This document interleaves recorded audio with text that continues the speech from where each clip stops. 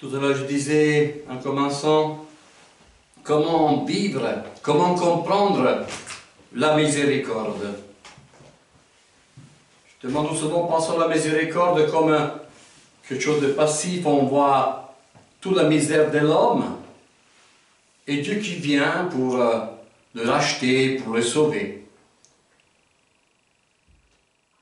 Mais la miséricorde de Dieu est faite, oui, pour que nous puissions vivre, mais aussi parce que la miséricorde soit partagée. Si nous vivons par la miséricorde, nous devons aussi transmettre cette vie qui nous est donnée par la miséricorde que nous devons véhiculer les uns les autres. Et je pense que c'est très intéressant de voir comme exemple la première communauté décrite dans les Actes des Apôtres. Souvent, nous disons, bon, c'est idéal, c'est pas possible, il est un peu exalté. Mais peut-être nous, il faudrait la revoir sous un autre aspect. Je pense que c'est possible, et ça devrait être possible encore aujourd'hui, de vivre des choses pareilles.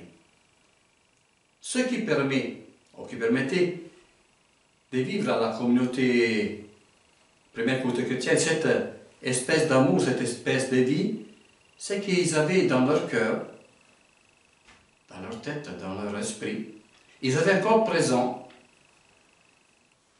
le passage qu'ils ont vécu, la vie qu'ils ont vécue, les disciples, le jeudi saint. Quand Jésus se leva, il lava les pieds des uns des autres. Je pense qu'il faut comprendre que dans ce geste, nous ne pouvons pas seulement contempler un acte de humilité de la part de Dieu qui se met à côté des hommes, mais vraiment le signe profond d'une miséricorde véridique. Le mot miséricorde, c'est un mot composé. Il y a le mot misère, pauvreté, et corde, c'est le cœur. C'est l'idée que, en quelque sorte, le besoin, la pauvreté de l'autre est absorbé par le cœur, est assimilé et porté par l'amour que Dieu donne à l'homme. Mais Jésus, le jeudi saint, dit, je fais cela en tant que maître, mais vous aussi, vous devez faire le même les uns aux autres.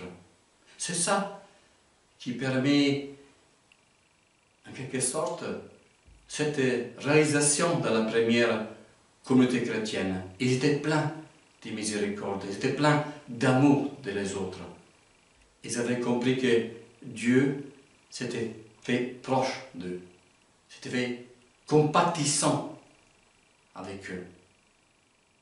De même, si nous arrivons à comprendre, à saisir toute cette réalité, nous aussi nous pouvons rebâtir de communautés attrayantes, de communautés compatissantes, de communautés qui vivent une proximité, être avec l'autre.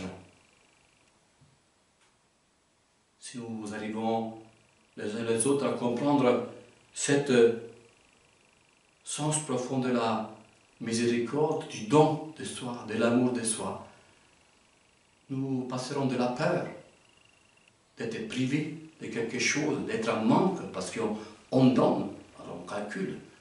Nous passons de cet acte à la joie de dire, de voir que l'autre, grâce à notre présence, grâce à notre amour, il est debout, il vit.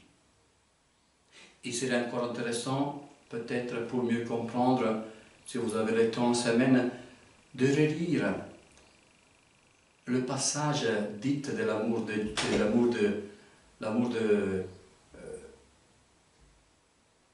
la ligne à l'amour, qui est au chapitre 13 de la première lettre aux Corinthiens. Vous savez, on dit, j'ai beau parler toute langue, j'ai beau être riche, j'ai beau donner aux pauvres, mais si je n'ai pas la charité, je ne suis rien. essayez de lire ce magnifique passage et derrière le mot charité, mettez l'amour, miséricorde. Cette miséricorde qui vient de Dieu, afin que nous fassions comme lui, donner, être instrument de miséricorde pour l'univers entier.